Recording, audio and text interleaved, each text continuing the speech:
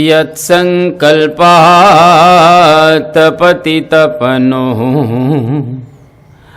वातिवात समिन्धे वह निर्धत्ते धरणिरुदधी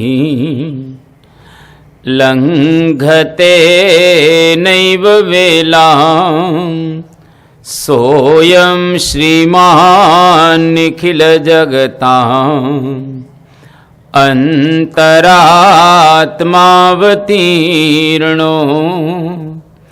धर्मं रक्षन् दिशतु कुशलम्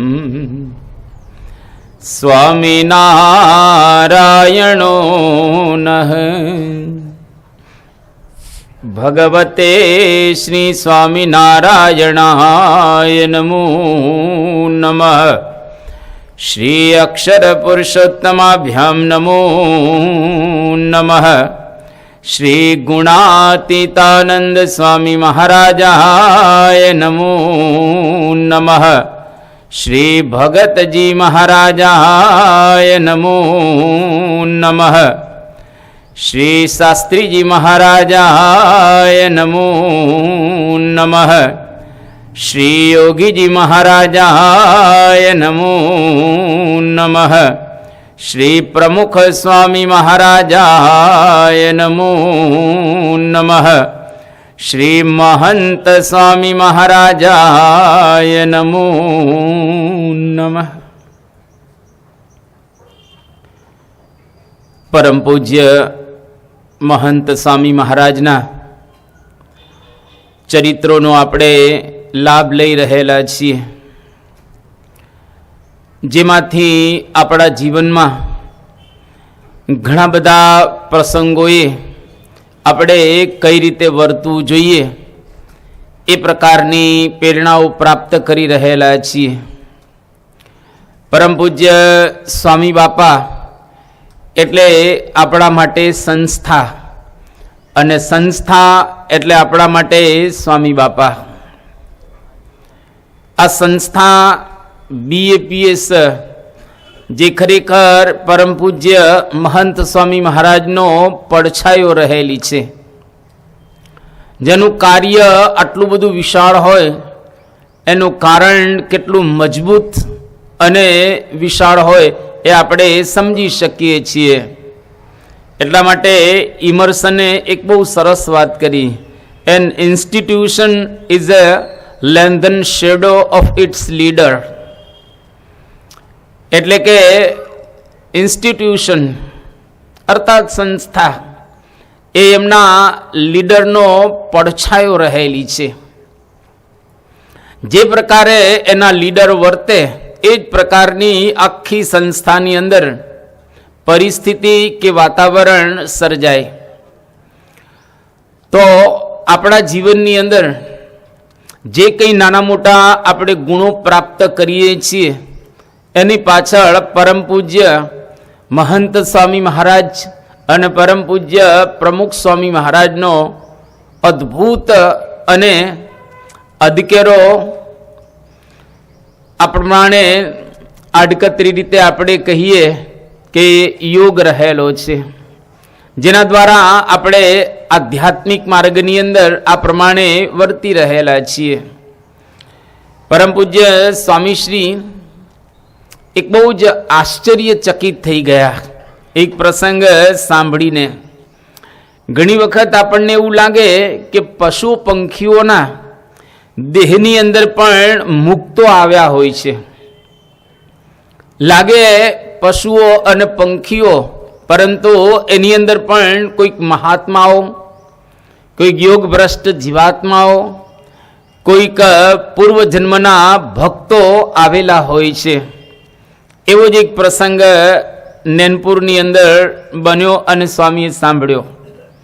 तारीख 4/2/2021 गुरुवार आजे एक नवा पधारेला साधक ए साधक भाईए परम पूज्य स्वामी श्री ने बात करी के स्वामी मारू नाम यतीन भाई साधक।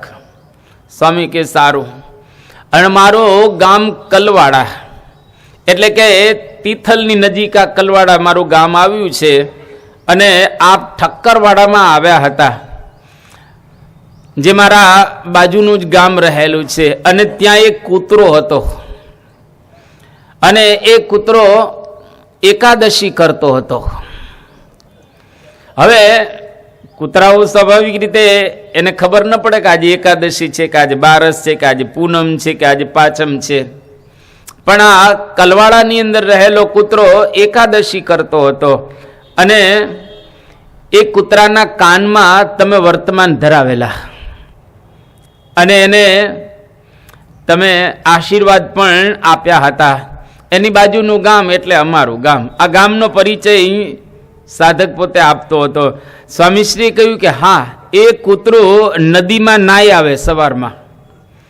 ખાવાનું એકાદશીને દિવસે ન ખાય. ઘણી વખત એવું બને કે બે એકાદશી હોય તો જે એકાદશીએ હરિભક્તો ને સંતો ઉપવાસ કરે એ જ દિવસે પાછું કૂતરું ઉપવાસ કરે.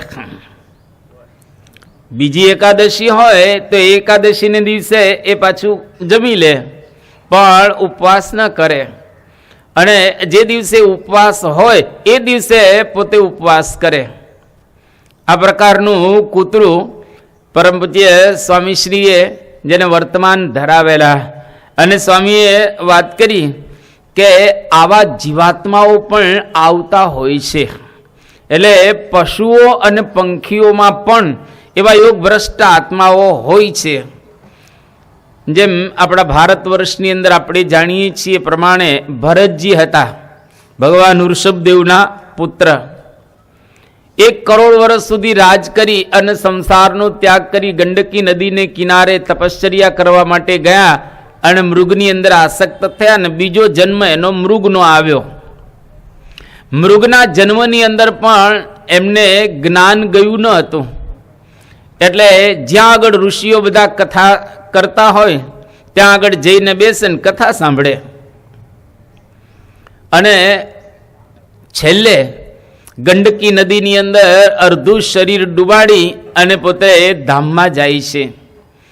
તો કોઈક વખત આપણે પશુઓને મારતા હોઈએ છીએ, કોઈક વખત પક્ષીઓને આપણે હેરાન કરતા હોઈએ છીએ, તો સમજી રાખવાનું કે પશુ પંખીઓના શરીરની અંદર પણ કોઈક વખત જીવાત્માઓ આવા પવિત્ર આવી ગયા હોય છે, જેને આપણે મારીએ તો દ્રોહ થાય અથવા તો પાપ લાગે. નૃગ રાજા બહુ પવિત્ર રાજા હતા. બીજા જન્મે કંઈક શાપવશ થઈ અને કાચીડો થયેલા હતા.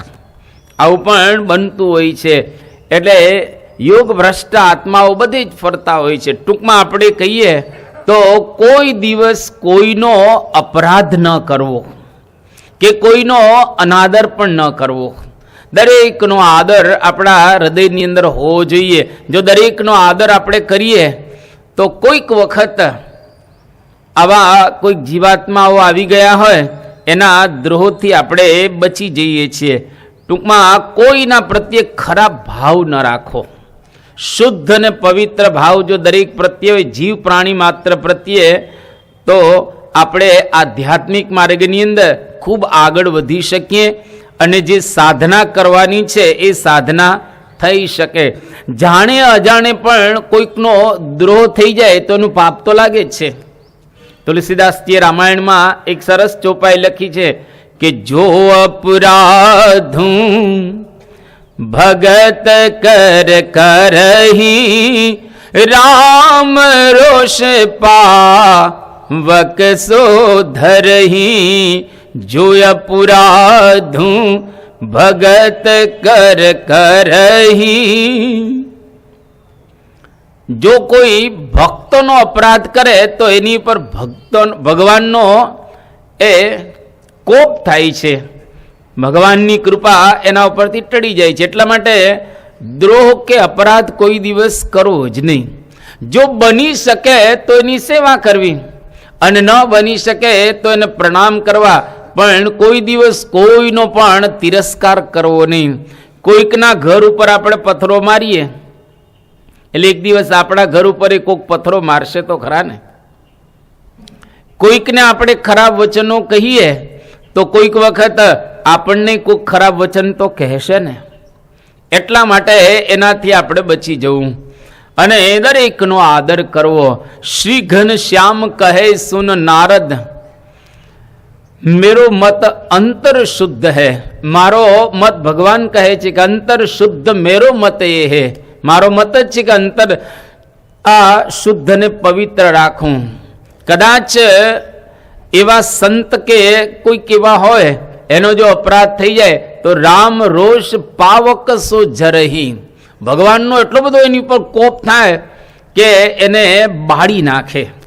એટલા માટે આપણે પ્રાર્થનામાં ઘણી વખત માગતા હોઈએ છીએ, તમારા કોઈ ભક્તનો દ્રોહ કબૂ નહીં હોય. તમારા ભક્તોનો કોઈ દિવસ દ્રોહ એ મારે ન થાય.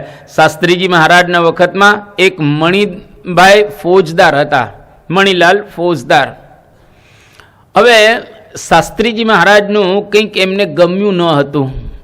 એને લઈ અને શાસ્ત્રીજી મહારાજને ન કહેવાના શબ્દો એમને કહેલા. શાસ્ત્રીજી મહારાજ તો કશું બોલ્યા ન હતા. એમના પ્રત્યે શાસ્ત્રીજી મહારાજને તો બિલકુલ ખરાબ ભાવ ન હતો. પણ આ મણિલાલ ફોજદારે શાસ્ત્રીજી મહારાજનો અપરાધ કર્યો. થોડાક સમયમાં જ એના દીકરા મરી ગયા, એની પત્ની ધામમાં જતી રહી, એની નોકરી છૂટી ગઈ અને રસ્તા ઉપર ફૂટપાથ ઉપર એ મર્યા. પછી જો આવી નોકરી ને બધું જ હતું, પણ એક સત્પુરુષનો દ્રોહ થઈ ગયો. એને લઈ અને આ પ્રકારની પરિસ્થિતિ સર્જાયેલી છે. કવિ ગંગ કહે સુન સાહ કબર. આ કવિ ગંગ છે ને, એના કાવ્યો પણ ઘણા છે, પણ એને તુલસીદાસજીનો દ્રોહ કરેલો. એટલે કવિ ગંગ તુલસીદાસનો દ્રોહ કરીને જેવા બહાર નીકળ્યા, એક હાથી એને મારી નાખ્યો.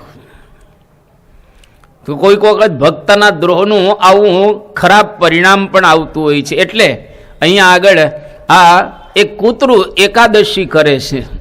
એનો મતલબ એવો છે કે પૂર્વ જન્મની અંદર એ કૂતરું ભક્ત તો હશે ને, નહીતર એને કેવી રીતે ખબર પડે કે આજે એકાદશી છે, કે આજે નોમ છે, કે આજે પૂનમ છે, વગેરે વગેરે.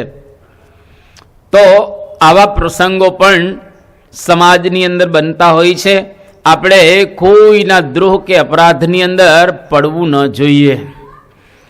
ત્યાં આપણા સંપ્રદાયની બે પાંખો રહેલી છે. એક આજ્ઞા રૂપી પાંખ અને બીજી ઉપાસના રૂપી પાંખ. આજ્ઞા એ જ શાસ્ત્ર. તમે કોઈ પણ શાસ્ત્ર વાંચો, ગીતા, ભાગવત, રામાયણ, ઉપનિષદ, વેદ, વેદાંત, શિક્ષાપત્રી, સત્સંગી જીવન, વચનામૃત, સ્વામીની વાતો, હરિલા કલ્પતરુ કે હરિલામૃત કે સત્સંગી જીવન કે સત્સંગી ભૂષણ, આ બધા સાંપ્રદાયિક અને બહારના બધા શાસ્ત્રો રહેલા છે. તમામ શાસ્ત્રોની અંદર આજ્ઞા એટલે ભગવાનના વચનો અને ભગવાન કે સંતના વચનો એ જ શાસ્ત્ર બને છે. એમની વાણી એ જ શાસ્ત્ર રહેલું છે. તો આજે પરમ પૂજ્ય મહંત સ્વામી મહારાજ આજ્ઞા કરે છે. તારીખ 11/2/2021 ગુરુવાર, નૈનપુર. પરમ પૂજ્ય કોઠારી બાપા સ્વામીશ્રીની પૂજાનો લાભ લેવા માટે સવારમાં વહેલા ઉઠે. લગભગ 4 વાગે ઉઠી જાય. કારણ કે આપણે જાણીએ છીએ પરમ પૂજ્ય મહંત સ્વામી મહારાજ વહેલા પૂજામાં આવે છે. પ્રમુખ સ્વામી મહારાજ 7:30 વાગે પૂજામાં પધારતા હતા. પણ મહંત સ્વામી મહારાજ તો લગભગ 6 અને 6:30 ની વચ્ચે પૂજામાં આવી જાય છે.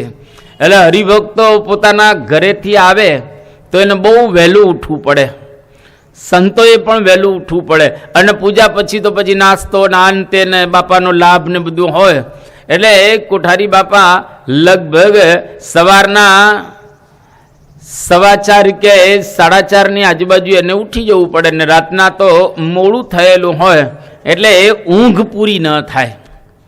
તો આત્મ સ્વરૂપ સ્વામીએ પરમ પૂજ્ય સ્વામી બાપાનો સંદેશો કોઠારી સ્વામીને આપ્યો કે તમારે પૂજા વગેરે બધું પૂરું થઈ જાય એટલે સવારમાં 1 કલાક આરામ કરી લેવો, જેથી કરીને વાંધો ન આવે.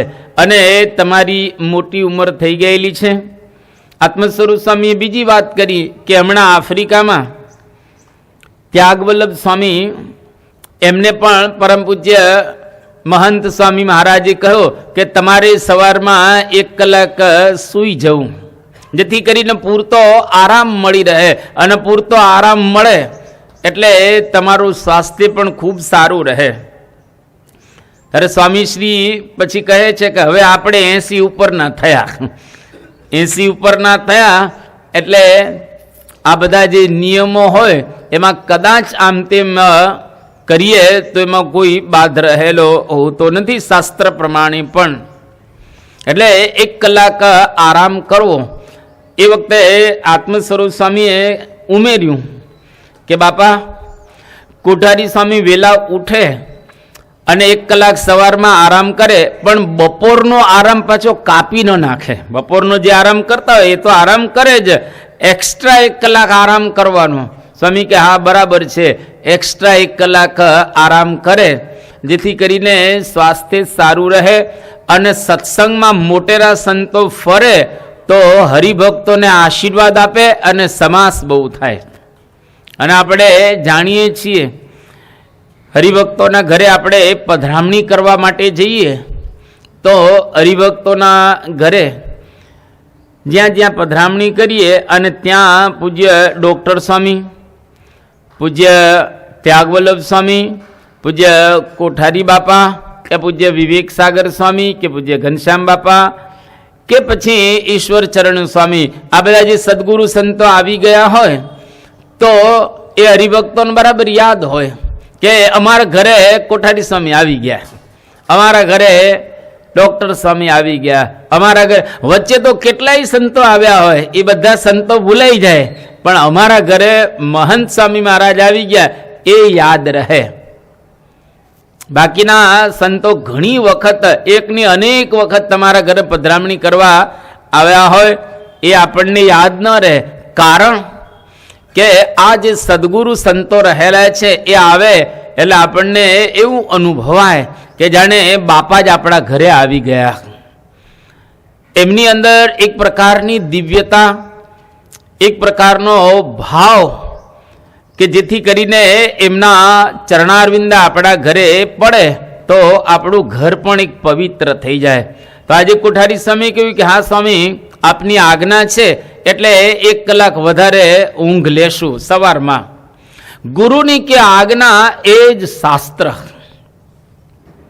જેટલા કંઈ શાસ્ત્ર ભારત વર્ષમાં કે વિશ્વની અંદર રહેલા છે, તમામ શાસ્ત્રોને તમે તપાસો તો એની અંદર 2 જ વચનો મળશે, કાં ભગવાનના વચનો અને કાં ગુરુના વચનો, કે એમના આદેશો. એના આધારે આ બધા શાસ્ત્રો બનતા હોય છે. શિક્ષાપત્ની શ્રીજી મહારાજના વચનો રહેલા છે અને સત્સંગ દીક્ષા મહંત સ્વામી મહારાજના વચનો છે. 2 શાસ્ત્ર જ કહેવાય ને. ગુણાદિતાનંદ સ્વામીની વાતો ગુણાદિતાનંદ સ્વામીના વચનો છે અને વચનામૃત શ્રીજી મહારાજના વચનો રહેલા છે. ગીતા ભગવાન કૃષ્ણના વચનો રહેલા છે.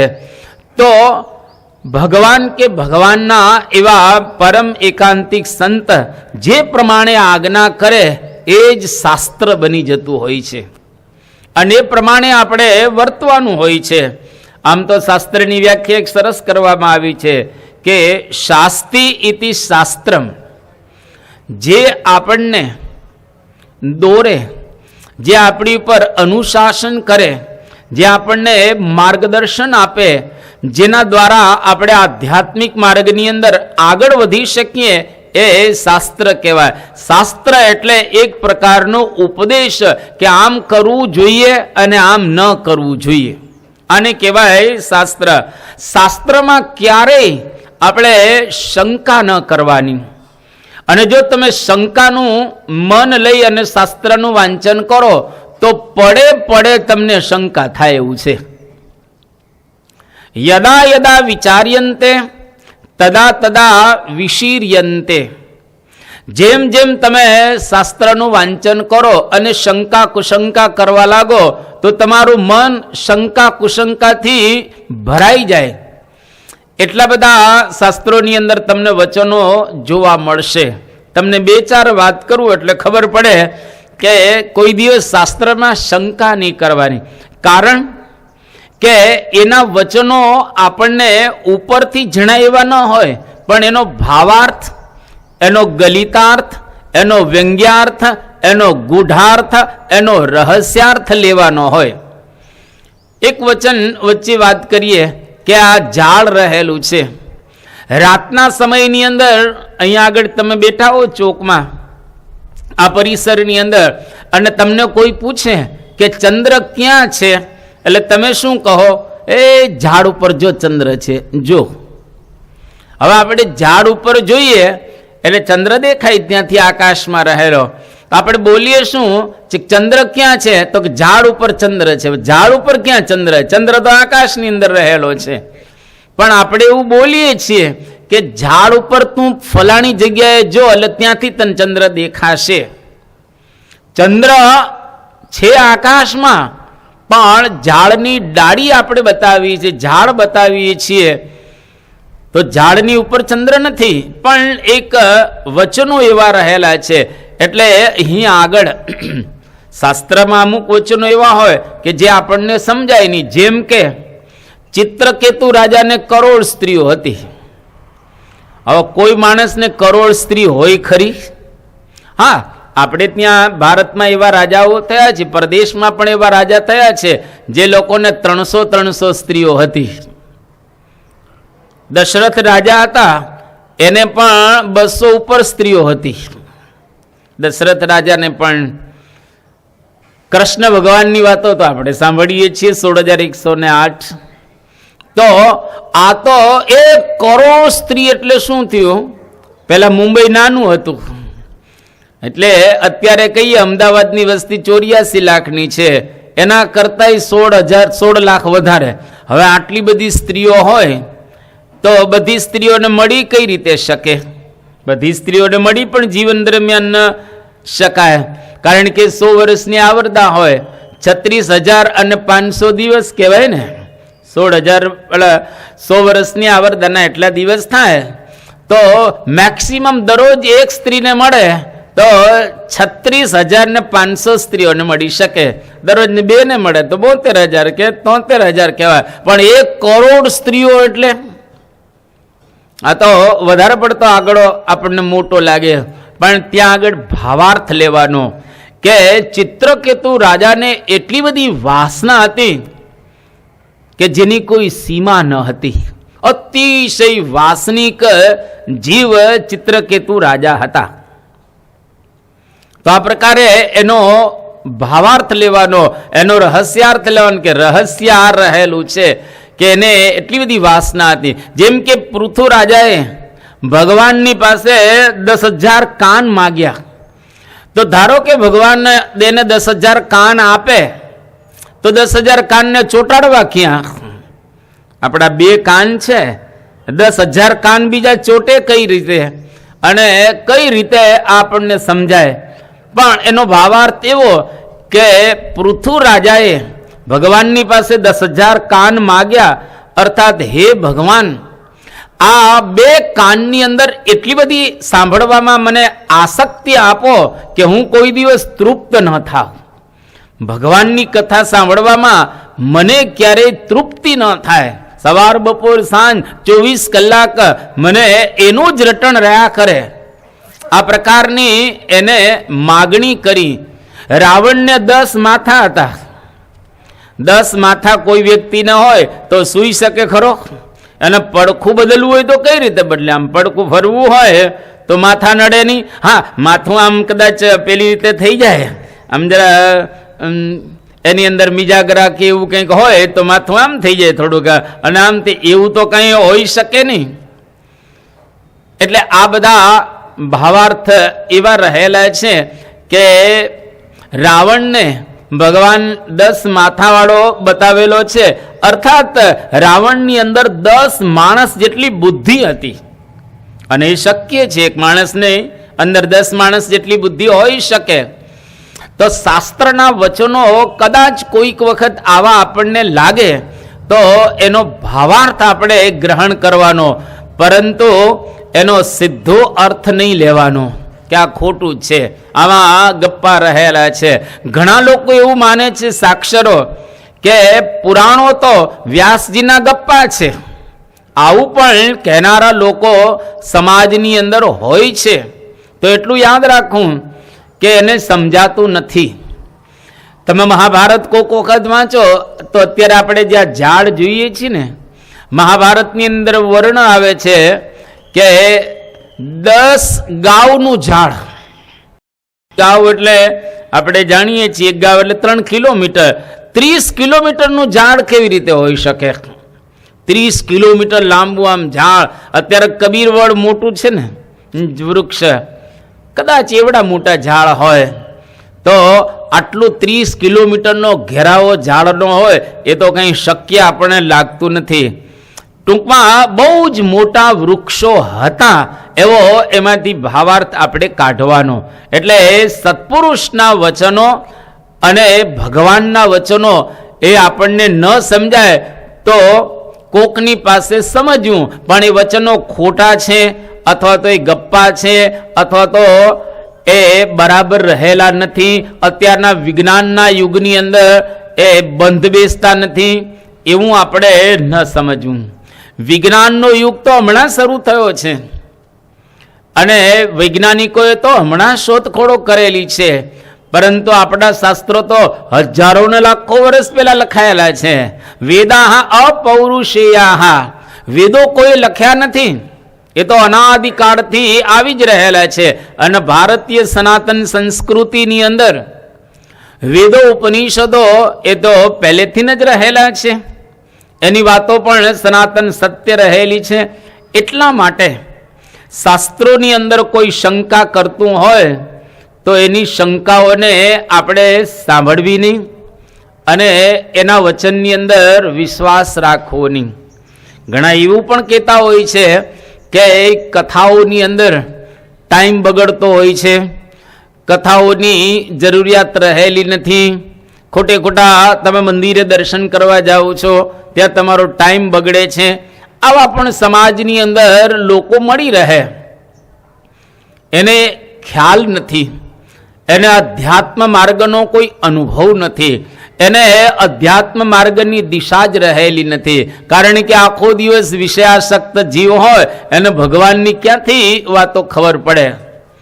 પણ આ અત્યારે આપણી કથાઓ કરીએ છીએ કે સાંભળીએ છીએ એમાંથી કોઈક વખત કોઈક વ્યક્તિને કંઈક સારું જો સમજાઈ જશે તો સમાજની અંદર કેટલો બધો ફાયદો થઈ જશે.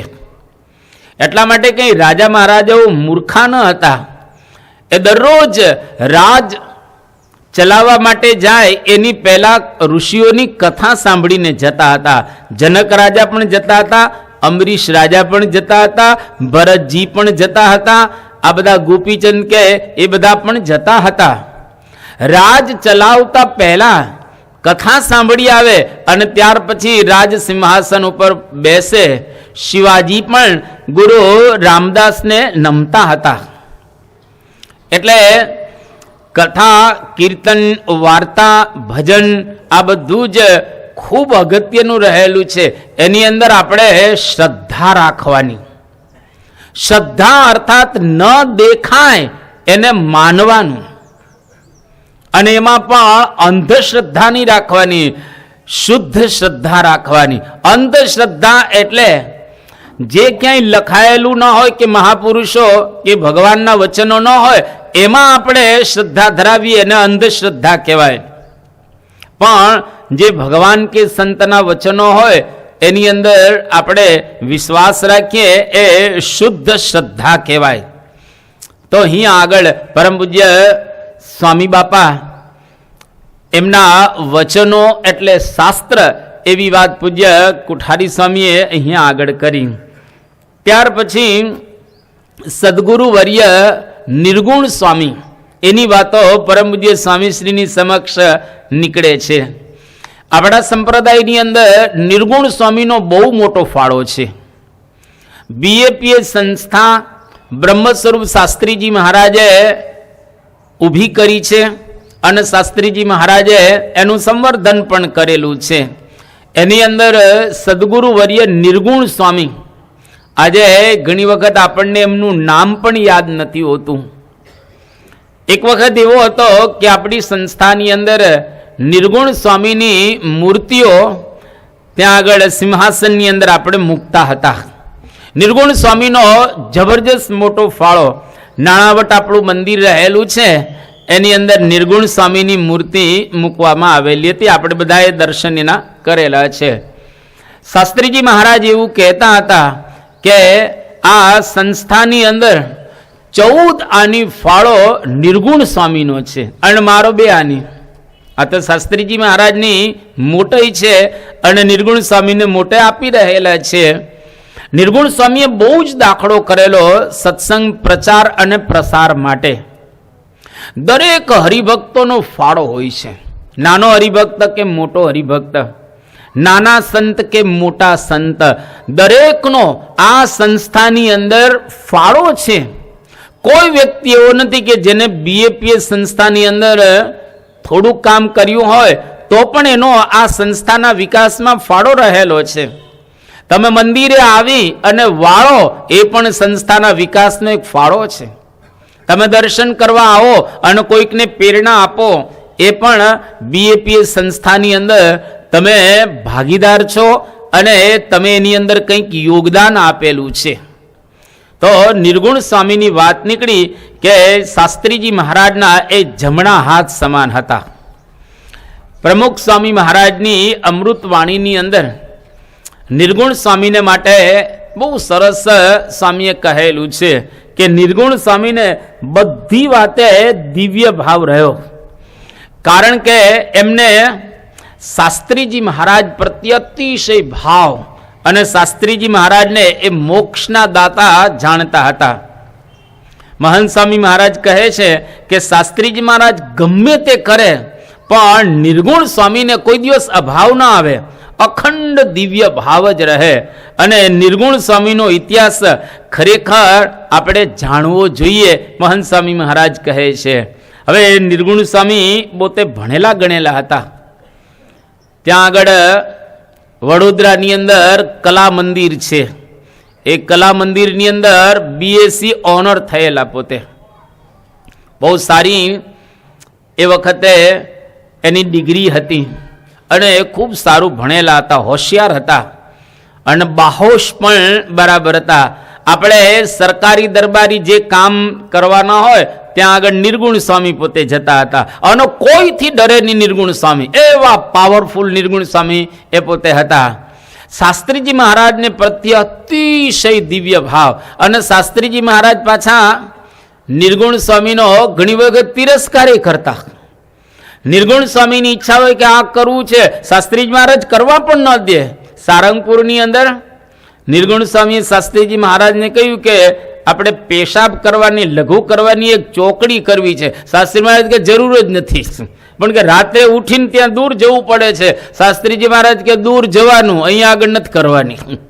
હવે આટલા મોટા સંત અને શાસ્ત્રીજી મહારાજ ના પાડી કે નથી જ કરવાનું. એક વખત નિર્ગુણ સ્વામીએ કહ્યું કે મારે ધોતિયા જોઈએ છે, ધોતિયા જોઈએ જ. અને એ તાકો જ નિર્ગુણ સ્વામી લાવેલા. એ વખતે જે કંઈ તાકા લાવવાના હોય ધોતિયાના એ નિર્ગુણ સ્વામી લાવેલા. અને નિર્ગુણ સ્વામી શાસ્ત્રીજી મહારાજને પછી તો આપી દીધા તાકા, ગલો અને કોઠારમાં જમા થઈ ગયા તાકાઓ બધા. પછી શાસ્ત્રીજી મહારાજને નિર્ગુણ સ્વામી કહે છે કે મારા ધોતિયા તૂટી ગયા છે, ફાટી ગયા છે, તો તમે મને ધોતિયા આપો. કે હમણાં નહીં, તમે આ સાંધીને પહેરો, હમણાં જરા સાંધીને દાંડિયા કરીને પહેરો, પછી એ જોશું. અરે પણ કે મારા ફાટી ગયા છે, તમે ધોતિયા નવા બીજા આપો. શાસ્ત્રીજી મહારાજ કે હમણાં નહીં જ મળે, મળશે જ નહીં. અને થોડી વાર થઈ તો મંદિરની અંદર એક સાધુ આવ્યા, બહારના હતા, સંન્યાસી હતા અને શાસ્ત્રીજી મહારાજને પગે લાગ્યા. શાસ્ત્રીજી મહારાજને કહે છે કે સ્વામીજી મારા ધોતિયા તૂટી ગયા છે, તો મારા ધોતિયા જોઈએ.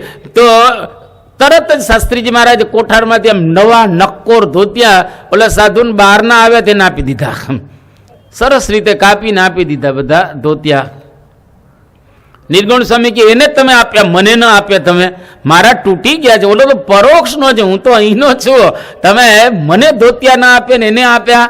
શાસ્ત્રીજી મહારાજ બહુ સરસ શબ્દ નિર્ગુણ સ્વામીને કહે છે કે નિર્ગુણ સ્વામી તમે તો આપણા ઘરના જ છો, તમે તો આપણા ઘરના જ છો અને તમે તો આપણી સંસ્થાના જ રહેલા છો. તમારા માટે તો આખી સંસ્થા રહેલી છે. જ્યારે એની પાસે કંઈ નથી, એને તો રીવા ઝૂંપડું નથી અને કોઈ વસ્તુ નથી, એની પાસે પૈસા નથી, એટલે આપણે એમને આપ્યા. જો શાસ્ત્રીજી મહારાજ આ પ્રમાણે નિર્ગુણ સ્વામીને ઘણી વખત તિરસ્કાર કરે, વઢે પણ ખરા, પણ તરત જ નિર્ગુણ સ્વામી બીજી ક્ષણે, કોઈક વખત તો એવું જ બને કે શાસ્ત્રીજી મહારાજ અને નિર્ગુણ સ્વામી એવું બંને બોલે તો આપણા જેવા કોઈ સાંભળતા હોય એમને લાગે કે હવે શું થશે, હવે શું થશે. પણ બીજી ક્ષણે જ્યારે નિર્ગુણ સ્વામીને કહે કે હવે કથા વાર્તા કરો, તરત જ શાસ્ત્રીજી મહારાજનો જબરજસ્ત મહિમા ગાય કે આ શાસ્ત્રીજી મહારાજ દ્વારા આપણો મોક્ષ છે. કલ્યાણના દાતા બ્રહ્મ સ્વરૂપ શાસ્ત્રીજી મહારાજ છે. એના દ્વારા આજે સ્વામિનારાયણ ભગવાન આ ધન્ય ધરા ઉપર વિચરણ કરી રહેલા છે. એવો જબરજસ્ત મહિમા એ નિર્ગુણ સ્વામી ગાય અને પાછા એમની સાથે બોલે પણ ખરા. પણ નિર્ગુણ સ્વામીને અંતરમાં શાસ્ત્રીજી મહારાજ પ્રત્યે અતિશય આદર અને ભાવ, દિવ્ય ભાવ આપણે કહીએ તો પરમ પૂજ્ય મહંત સ્વામી મહારાજ કહે છે કે નિર્ગુણ સ્વામી જેવો દિવ્ય ભાવ સત્પુરુષની અંદર રાખો. કોઈક વખત આપણને કહે, કોઈક વખત વઢે પણ ખરા, કોઈક વખત આપણો રાખે પણ ખરા, કોઈક વખત ન પણ રાખે, કોઈક વખત કસોટી કરે આપણી, કોઈક વખત ઘરમાં સારું રહે, કોઈક વખત ન રહે, પણ સત્પુરુષને વિશે સંપૂર્ણ દિવ્ય ભાવ અને આદર ભાવના અંતરથી, જેમ હરિલીલા મૃતની અંદર અને ભક્ત ચિંતામણી અંદર ગાવામાં આવ્યું છે ને કે વડી તમારે વિશે જીવન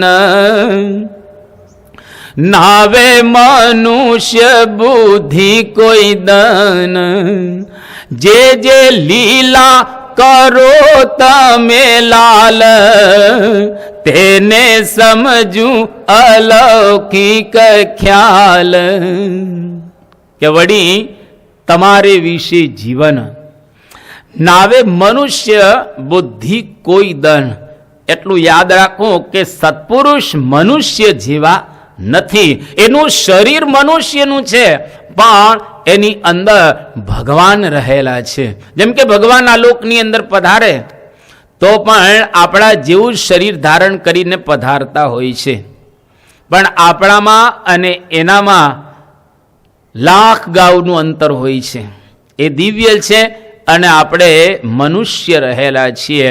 તો સત્પુરુષને વિશે હંમેશા દિવ્ય ભાવ રાખવો, મનુષ્ય ભાવ કોઈ દિવસ આવવા ન દેવો. શાસ્ત્રીજી મહારાજ મણિભાઈ કરીને એક હરિભક્ત હતા. એ મણિભાઈને કહે છે કે હું બીમાર જાણીને પડું છું, મારે કોઈ પૂર્વનું કર્મ નથી કે જેને લઈ અને હું બીમાર પડું છું. મારા ઓશિકાની નીચે રોગો રહેલા છે. જ્યારે મારી ઈચ્છા થાય ત્યારે એક રોગ પાછો અંગીકાર કરું છું. શાસ્ત્રીજી મહારાજ આવું બોલે છે, ઓશિકાની નીચે જ મેં રોગ મૂકી રાખ્યા છે, પણ મારી અંદર કોઈ રોગ રહેલા નથી, મારે કોઈ કર્મ જ નથી.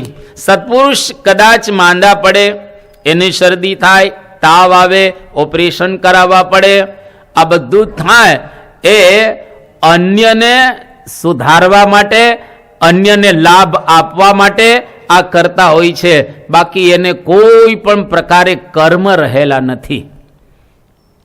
એક વખત યોગીજી મહારાજ દવા લેતા હતા સવારમાં. લગભગ યોગીજી મહારાજ આખા દિવસની અંદર ઘણી બધી દવાની ગોળીઓ ખાતા હતા. આપણે કહીએ કે ગોળીઓનો નાસ્તો કરતા હતા. એટલી ગોળી યોગી બાપા જમતા હતા, ખાતા હતા, લેતા હતા. તો યોગી બાપાને કહ્યું કે બાપા આટલી બધી ગોળીઓ તમે દરરોજની લો છો? તો યોગીજી મહારાજ ધીમે રહીને બોલ્યા, એ કે અમથાય ડોક્ટરો ક્યાં આપણને રસોઈ આપે છે? ડોક્ટરો રસોઈ ક્યાં આપે છે? આ એની સેવા. ગોળીઓ આપે ડોક્ટર મફતમાં આપણને, આ એની સેવા થઈ જાય. યોગીજી મહારાજ કહે તો જો આપણને લાગે કે યોગી બાપા બીમાર પડે છે, પ્રમુખ સ્વામી મહારાજ બીમાર પડે છે, ત્યારે મહંત સ્વામી મહારાજ બીમાર પડે છે, એને કોઈ બીમારી હોતી નથી. બીમારી અંગીકાર કરે છે.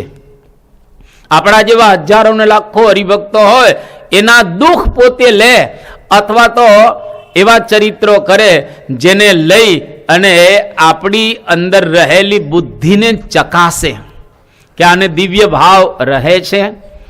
જો દિવ્ય ભાવ ન રહે તો એમના સ્વરૂપને આપણે બરાબર રીતે ઓળખ્યું ન ગણાય. એટલે સત્પુરુષ એટલે સત્પુરુષ, ભગવાન એટલે ભગવાન. એમાં કોઈ ભાગ ત્યાગ નહીં, એમાં આપણે બુદ્ધિ ચલાવવાની જ નહીં, બુદ્ધિ દોડાવવાની જ નહીં.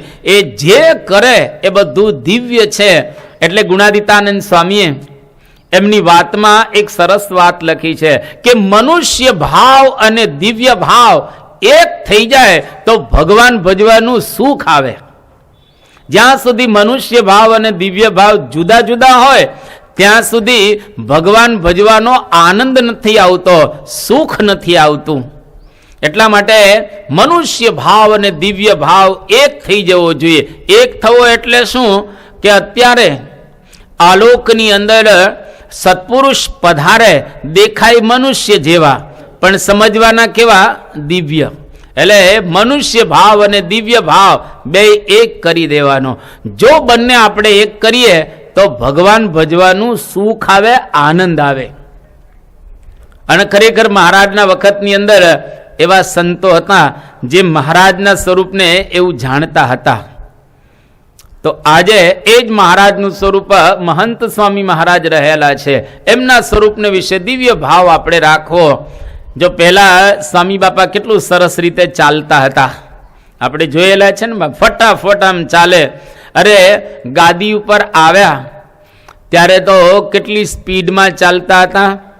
સારંગપુર મંદિરની અંદર પગથિયા ઊંચા છે, ઠાકોરજીના દર્શન કરવા જઈએ ત્યાં પરમ પૂજ્ય મહંત સ્વામી મહારાજને પૂછવામાં આવે કે બાપા લિફ્ટની અંદર જવું છે કે પગથિયા ચડીને જવું છે? તો સ્વામી કે ના, પગથિયા ચડવા છે. ફટાફટ આમ પગથિયા ચડી જાય. સેવકોના હાથ પણ ન પકડે, ટેકા વગર એમને પગથિયા ફટાફટ ચડી જતા હતા. હવે એ જ મહંત સ્વામી મહારાજ વ્હીલચેરમાં આવી ગયા ને વ્હીલચેરની અંદર. આપણે ત્યાં હતા ત્યારે આવી ગયા હતા. આપણે ત્યાં સુરતમાં પધાર્યા ત્યારથી વ્હીલચેરની અંદર પોતે આવી ગયા છે. હવે જે રીતનું પહેલા ચાલતા હતા એટલી સ્પીડથી ચાલી શકતા નથી. એટલે આપણને લાગે કે ઘરડા થઈ ગયા, વૃદ્ધ થઈ ગયા. વૃદ્ધ સત્પુરુષ કોઈ દિવસ થતા જ નથી, યાદ રાખવું. એ હંમેશા તરો તાજા જ હોય છે. પણ એમને આ ભાવો અંગીકાર કર્યા. ભગવાન જ્યારે આલોકની અંદર આવે ત્યારે બધા ભાવો શરીરના અંગીકાર જ કરતા હોય છે. અને જો એ ધારે તો એ ભાવથી પર પણ રહી શકે. એક વખત યોગી બાપા બોલી ગયેલા હતા ગઢડાની અંદર. યોગીજી મહારાજ કે હું ધારું તો આકાશની અંદર ઉડી શકું, હું ધારું તો અઠવાડિયા સુધી ખાઈ ના શકું, અને મારે જરૂર પણ ન પડે. તો યોગીજી મહારાજ કે તમને બધાને સેવા કઈ રીતે મળે? તમને બધાને સેવા મળે એટલા માટે અમે આ ભાવો અંગીકાર કરતા હોઈએ છીએ. તો ભગવાન કે સંત એને આપણી ફૂટપટ્ટીથી માપવાના નહીં, એને એની ફૂટપટ્ટીથી આપણે માપવા જોઈએ.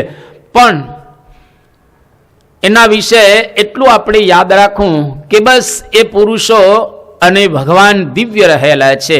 દિવ્યતાની કોઈ વ્યાખ્યા નથી, પરંતુ આપણા જેવા એ રહેલા નથી. જો આવું આપણે સમજીએ તો હંમેશને વિશે એમને વિશે આપણને જોડાણ રહે. અને દિવસે દિવસે આપણી શ્રદ્ધા વૃદ્ધિને પામતી જાય. અને આધ્યાત્મિક માર્ગની અંદર શ્રદ્ધાવાન લભતે જ્ઞાનમ.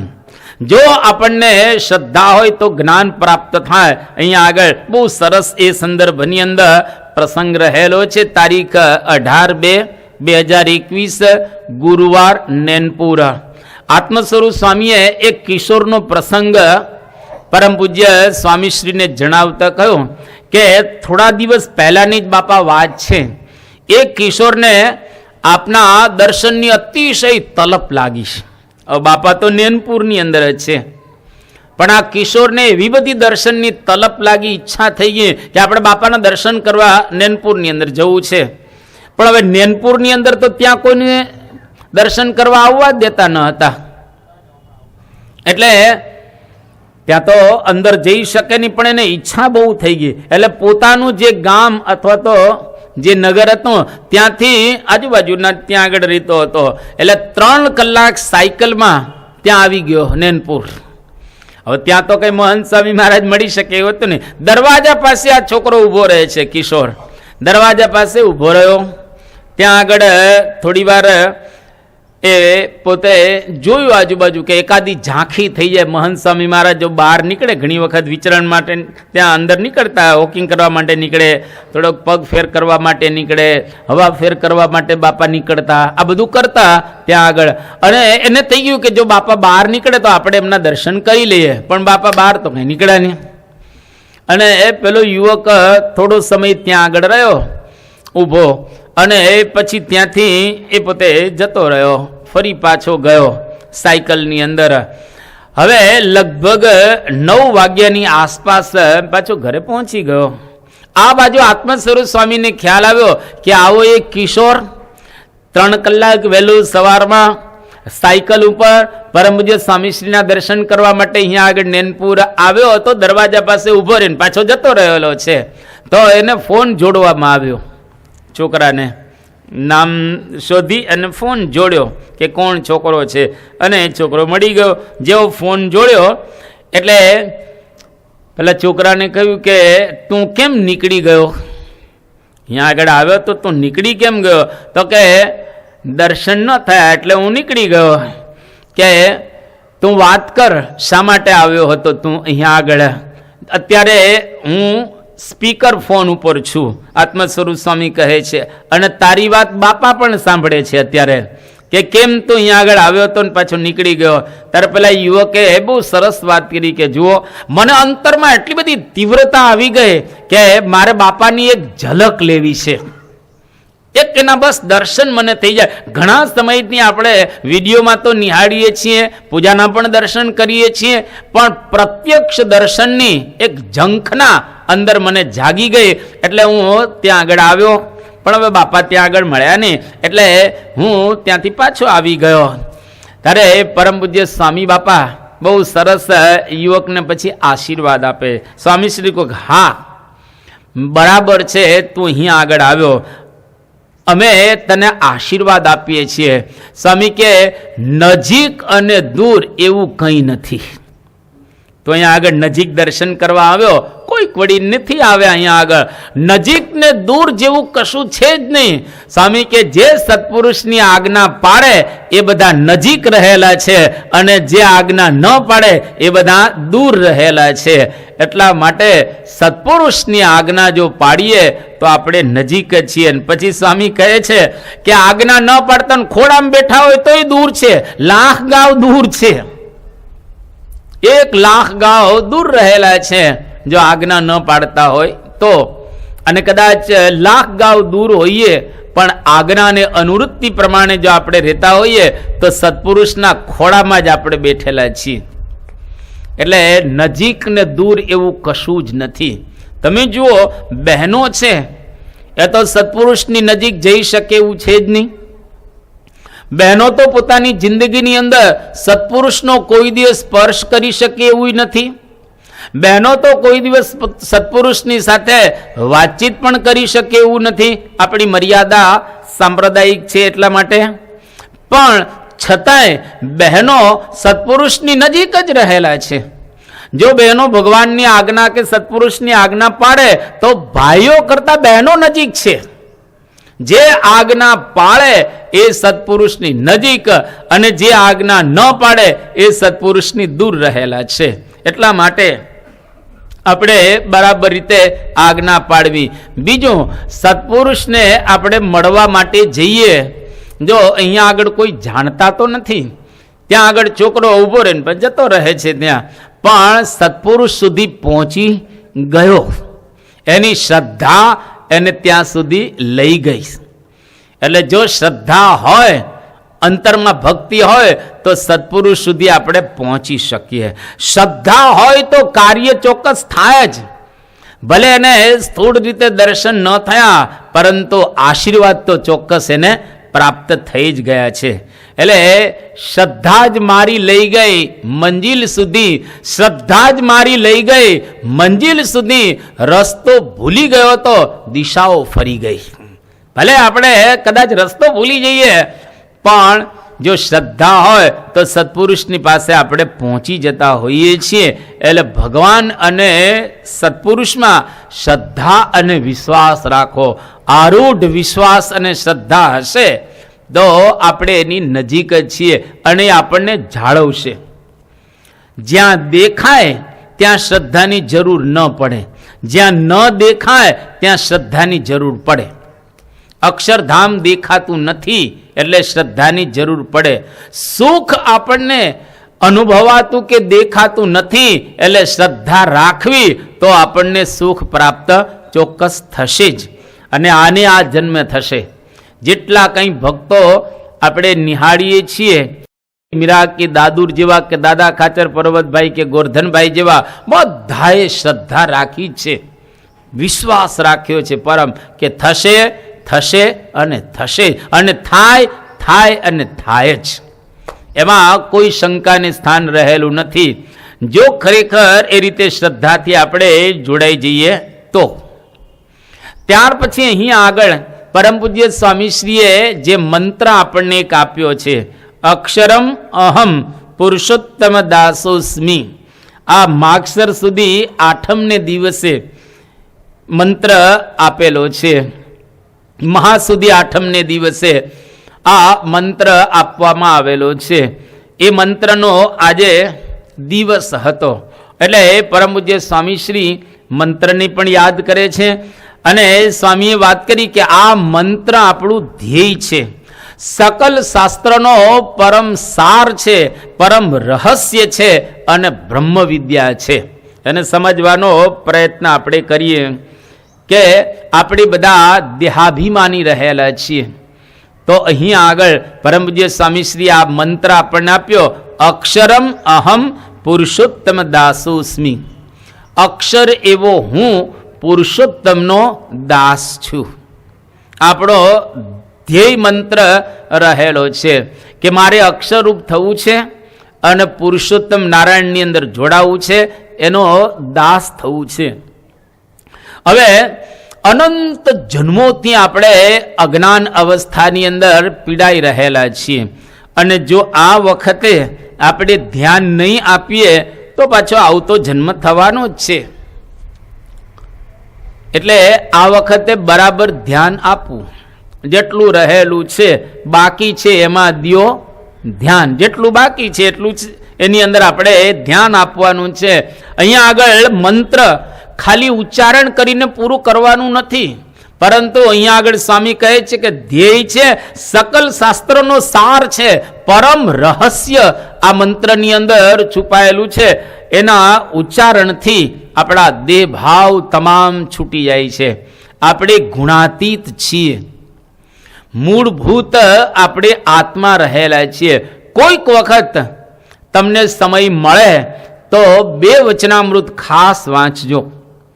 આમ તો બની શકે તો આજે જ ઘરે જઈ અને જો અત્યારે સમય હોય તો, અને અત્યારે સમય ન હોય તો આખા દિવસમાં આ 2 વચનામૃત આજે વાંચી લેજો, એટલે તમને આ મંત્ર બરાબર સમજાશે. કયા 2 વચનામૃત? પ્રથમનું 20મું વચનામૃત અને મધ્યનું 12મું વચનામૃત. આ 2 વચનામૃતની અંદર અદ્ભુત વાતો કરવામાં આવી છે આ મંત્રના સંદર્ભની અંદર. પ્રથમના 20મા વચનામૃતની અંદર એવી વાત કરવામાં આવી કે આપણે આપણા સ્વરૂપને ન જાણીએ તો અજ્ઞાનીમાં અતિશય અજ્ઞાની છીએ, મૂર્ખમાં અતિશય મૂર્ખ છીએ, ઘેલામાં અતિશય ઘેલા છીએ અને નીચમાં અતિશય નીચ છીએ. જે પોતાના સ્વરૂપને નથી જાણતો એ અજ્ઞાની, મૂર્ખ, ઘેલો અને નીચ છે. તો આપણા સ્વરૂપને આપણે જાણવું જોઈએ. હું કોણ છું? હું આત્મા રહેલો છું. હું આ શરીર નથી અને મારું કોઈ નથી. આ દુનિયામાં આપણું કોણ? મને કહો. કોઈ આપણું તો છે નહીં. આપણે ઘણી વખત ગાઈએ ખરા કે કોઈ કોઈનું નથી રે, કોઈ કોઈનું નથી રે, અલ્યા નાહક ના મરો બધા મથી રે, કોઈ કોઈનું નથી રે, કોઈ કોઈનું નથી રે. કોઈ કોઈનું છે ખરું? આ તારી માત છે ને આ તારો બાપ છે. મુવાની સંગાથે કોઈ મરતું નથી રે, કોઈ કોઈનું નથી રે. કાતે કાંતા કસ્તે પુત્ર.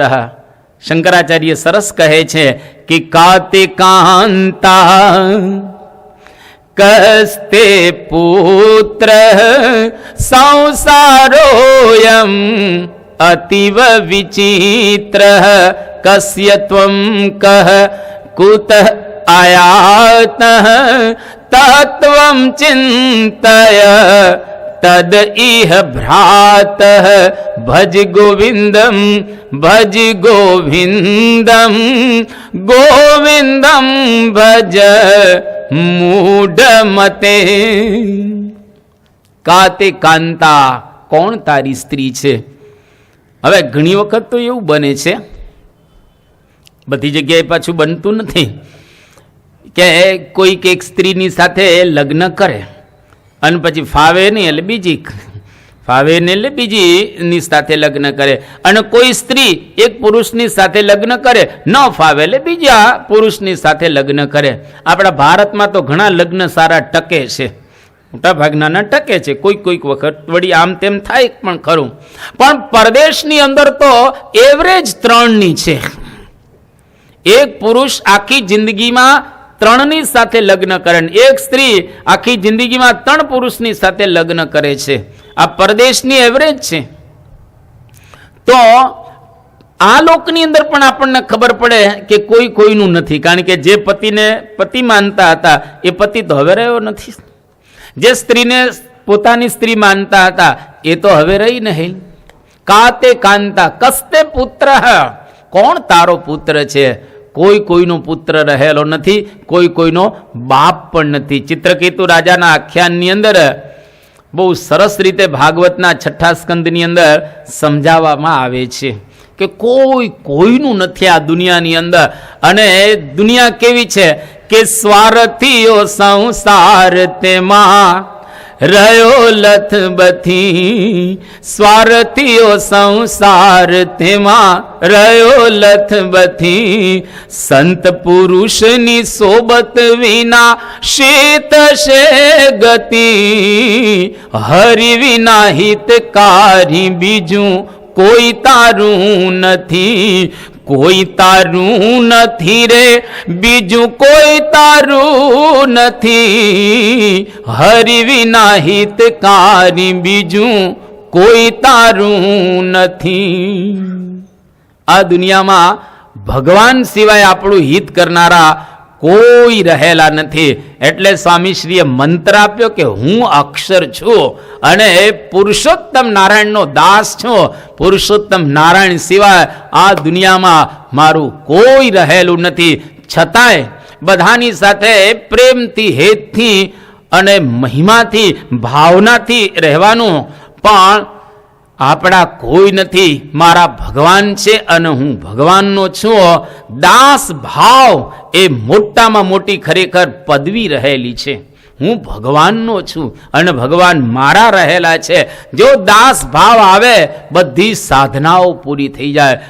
આ અક્ષર ભાવ આવે તો દુનિયાની અંદર એને કોઈ જગ્યાએ દુઃખ ન રહે, હંમેશા આનંદ આનંદ અને આનંદ જ રહે. તો આવો એક મહામંત્ર પરમ પૂજ્ય સ્વામીશ્રીએ આપણને આપ્યો.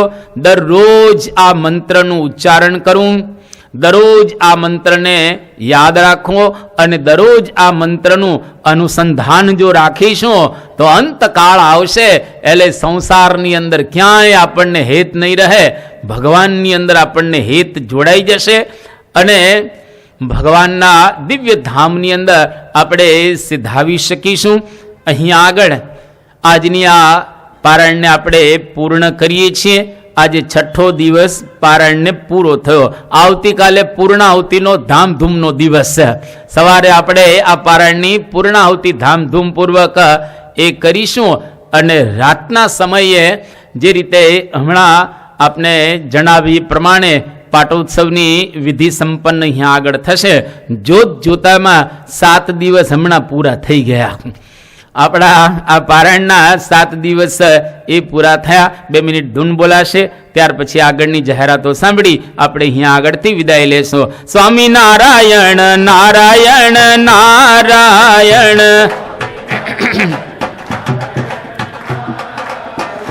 સ્વામી નારાયણ નારાયણ નારાયણ,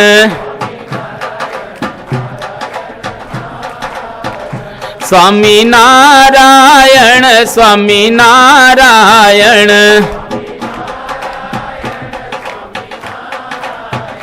સ્વામી નારાયણ નારાયણ નારાયણ, સ્વામી નારાયણ નારાયણ નારાયણ, સ્વામી નારાયણ નારાયણ નારાયણ.